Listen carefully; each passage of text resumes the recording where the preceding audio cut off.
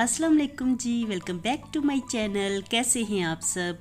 मेरे चैनल में आप सबको खुशामदीद और दुआ है कि सब बिल्कुल खैरियत से हों। तो जी अभी ना शाम का टाइम होने वाला है और यहाँ पे बैठ के ना मैं सीज़न की आखिरी दफ़ा में गोभी बना रही हूँ।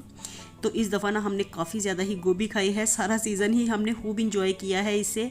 और अब बस जाता हुआ सीज़न है तो मैंने सोचा कि इस दफ़ा बना लेते हैं। वैसे भी ना गोभी घर में सबको ही अच्छी लगती है, बच्चों को भी पसंद है। तो जो चीज़ बच्चे भी खुश होकर खा लेते हैं ना, वही मैं ज़्यादा बना लेती हूँ। तो फिर हम ये नहीं देखते कि हमने लास्ट वीक में खाई थी, नेक्स्ट वीक में हम लोग खा रहे हैं। तो बस इसी तरह से ना मैंने गोभी बना के रख ली है। और आज मैंने सोचा कि लास्ट टाइम ना मेरी गोभी ना बस फुस करके बैठ गई थी, तो इस दफ़ा ना मैं अच्छी खड़ी खड़ी गोभी बनाऊंगी। तो आलू ना मैं इसके अंदर ही कट कर रही हूँ। तो इकट्ठा ही ना गोभी और आलू को मैं पकाऊंगी। तो पहले तो मैं इस तरह से गोभी बनाती थी कि गोभी को पहले डाल लेती थी मसाले में, और जब वो हल्की सी नरम हो जाती थी ना तो फिर बाद में मैं आलू डालती थी। लेकिन ना लास्ट टाइम अच्छी बनी नहीं थी, तो मैंने इस दफ़ा यही सोचा है कि इकट्ठा ही मैं डाल के ना ट्राई करके देखती हूँ इस तरह से। और अब ना मैंने गोभी को वॉश करके रख दिया था। मैंने कहा कि इसमें से ना एक्स्ट्रा पानी निकल जाए, क्योंकि इसमें ज़्यादा ही पानी होगा ना तो फिर एकदम से नरम हो जाएगी। और बिल्कुल ना नरम हुई हुई गोभी या हलवा की हुई गोभी मुझे तो अच्छी नहीं लगती, और मेरे बच्चों को भी उस तरह से अच्छी नहीं लगती। तो हमारे घर में ना सब ही थोड़ी सी खड़ी खड़ी गोभी खाते हैं। और यहाँ पर ना मैंने मसाला भूनने के लिए रखा हुआ था, तो इसकी हल्की सी भुनाई मैंने की है। और अब साथ ही ना धुली हुई गोभी को मैं इसमें डाल दूँगी। आलू भी इसमें ही शामिल हैं, इकट्ठा ही दोनों चीज़ें हैं।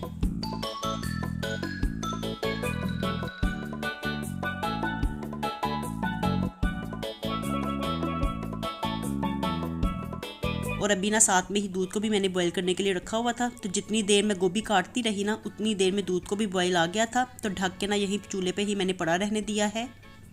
और 3-4 दिन से ना मौसम भी बिल्कुल बदलने लगा है। एक दफ़ा से जाती जाती सर्दी दोबारा से वापस आ गई है। तो लास्ट डेज़ में ना मैंने कपड़े सारे रख दिए थे, सर्दियों के कपड़े सारे संभाल दिए थे और गर्मियों के निकाल दिए थे, क्योंकि एकदम से ही ना पसीना आने लग गया था। तो मैंने कहा कि चलो सीज़न तो आउट हो गया है, अब गर्मियों के कपड़े निकाल लेते हैं। लेकिन जैसे ही मैंने गर्मियों के कपड़े निकाले ना, तो एकदम से दोबारा से मौसम चेंज हो गया। हल्की हल्की 2 दिन बारिश होती रही, और फिर अब सर्दी ना रात के वक्त में लगने लगती है। दोपहर में तो चलो धूप निकलती है ना तो गर्मी लगती है, लेकिन रातें ठंडी है अभी भी। तो ऐसा मौसम है इस वक्त पाकिस्तान में, लाहौर का। और अब ना मैं बाहर जा रही थी टेरेस में। वैसे मैं अभी थोड़ी देर पहले ना यहाँ पे लाइट्स वगैरह ऑन करने के लिए आई थी, क्योंकि शाम का टाइम था ना, इस वक्त मगरिब की अज़ानें होने वाली होती हैं।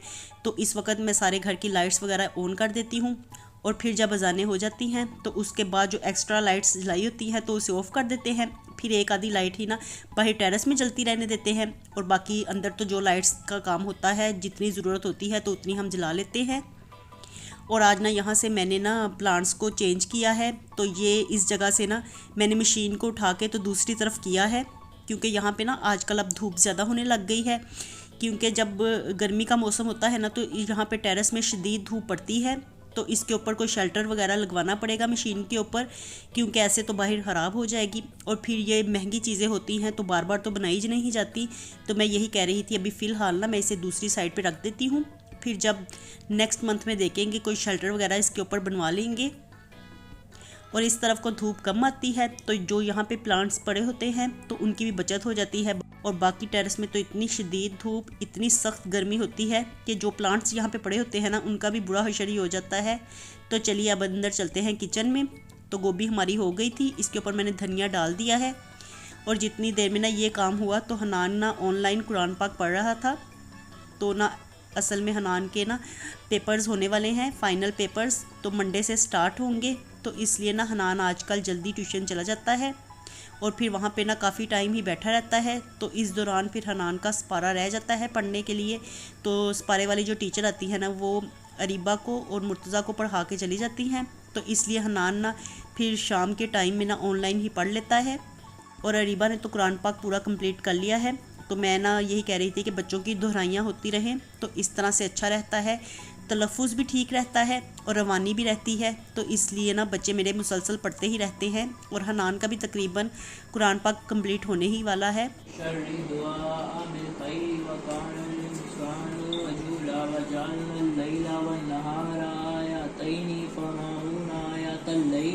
वजअलना आयतन नहारी मुबसिरतन लितब्तगू फज़लन मिन रब्बिकुम वलितअलमू अदद स्सिनीना वल हिसाब वकुल्ला शैइन फस्सलनाहु तफसीला वकुल्ला इंसानिन अल्ज़मनाहु ताइरहु फी उनुकी वनुखरिजु लहु यौमल क़ियामति किताबन यल्क़ाहु मंशूरा। और अब ना गोभी तो तैयार हो गई थी हमारी, बड़े मज़े की लग रही थी। आज खरी खरी बनी थी, बिल्कुल मेरे मुताबिक ही, जिस तरह से मुझे अच्छी लगती है ना वैसी ही आज गोभी पकी थी। तो मैंने कहा कि शुक्र है लास्ट दफ़ा मैंने बनाई है सीज़न में, तो शुक्र अल्हम्दुलिल्लाह कि इस दफ़ा अच्छी ही बन गई थी और काफ़ी अच्छी खुशबू भी आ रही थी। और वैसे भी जो चीज़ें पसंद होती हैं ना तो उनमें से आपको वैसे ही बड़ी अच्छी खुशबू आती है। तो अब ना मैं जल्दी से रोटियां भी बना लेती हूँ। तो यहाँ पे मैं पेड़े ही कर रही थी और आज मैंने सोचा कि गोभी के साथ ना तंदूर में रोटियां लगाते हैं। तो काफ़ी दिन ही हो गए हैं कि हमने तंदूर को ट्राई ही नहीं किया, तो आज दिल चाह रहा था कि तंदूर की रोटी साथ में खाएं। तो इसलिए ना यहाँ पे पेड़े करके मैं रख रही हूँ, क्योंकि सारे ही किए होंगे ना तो फिर एकदम से ही सारी रोटियां तंदूर में लग जाएंगी। वैसे ये ना छोटा तंदूर है तो इसमें ना मैक्सिमम मुझसे तो 3 रोटियां ही लगती हैं। वैसे ये 4 रोटियों वाला तंदूर है, लेकिन मेरी रोटी थोड़ी सी बड़ी होती है तो इसलिए ना 3 रोटियां ही मैं लगा पाती हूँ। और तंदूर की रोटी ना थोड़ी सी खाई भी ज़्यादा ही जाती है, वरना अगर मैं तवे पे रोटी बनाऊँ ना तो बस एक एक ही रोटी सबके लिए बनाती हूँ। लेकिन तंदूर में ना थोड़ी सी एक से ज़्यादा रोटी ही खाई जाती है, तो इसलिए मैंने पेड़े थोड़े से ज़्यादा ही किए थे। और इतनी देर में ना तंदूर को भी गर्म करने के लिए रख दिया था। तो अच्छी तरह से ये गर्म हो ना तो फिर इसमें रोटियां ज़बरदस्त लगती हैं, लेकिन अगर ये ठंडा हो तो ज़रा भी नहीं अच्छी लगती, फिर अकड़ ही जाती हैं। तो ये ना ट्राई करने के बाद ही मुझे पता चला है, वरना पहले तो ना तंदूर को मैं सिर्फ 5 मिनट ही गर्म करती थी और उसके बाद ना फिर रोटियां निकाल लेती थी, तो थोड़ी सी अकड़ जाती थी, लेकिन इतनी ज़्यादा भी अकड़ती नहीं थी। तंदूर की रोटियाँ इसी तरह की ही होती हैं। तो अब ना मैं इसे तकरीबन 15-20 मिनट गर्म करती हूँ। तो अच्छी तरह से ना वो तंदूर तप जाता है, पूरी तरह से गर्म हो जाता है, तो फिर रोटियां ज़बरदस्त भी लगती हैं, जल्दी जल्दी से भी लग जाती हैं और तकरीबन 3-4 मिनट में ही ना सारी रोटियां बन जाती हैं। तो अब ना काफ़ी दफ़ा ट्राई करने के बाद ये सारी बात समझ में आई है मेरे।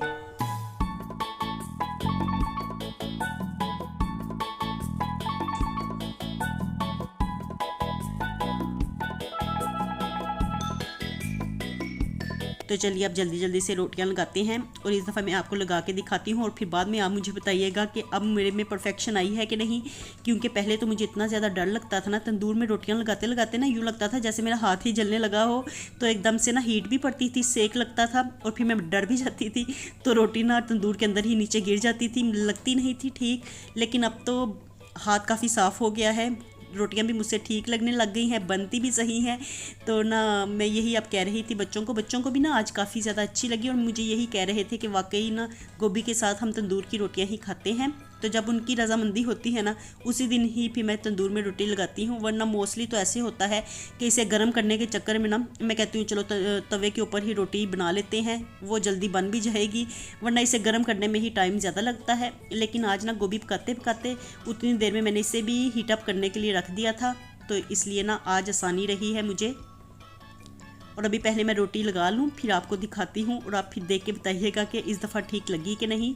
और पहले मैं ढकने लगी थी, फिर एकदम से मुझे ख्याल आया कि पहले आपको तो दिखा लूँ।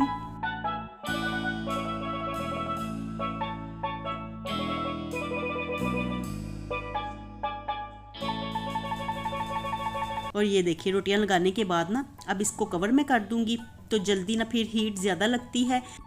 और ये देखिए सिर्फ 2 मिनट ही लगे हैं, रोटी हमारी बन के तैयार भी हो गई। और इस दफ़ा बिल्कुल ऐसे लग रहा था जैसे बाज़ार के तंदूर की रोटी हो। वैसे तो ये तंदूर की ही रोटी है, लेकिन इस दफ़ा लग रहा था जैसे बाज़ार वालों ने लगाई हो।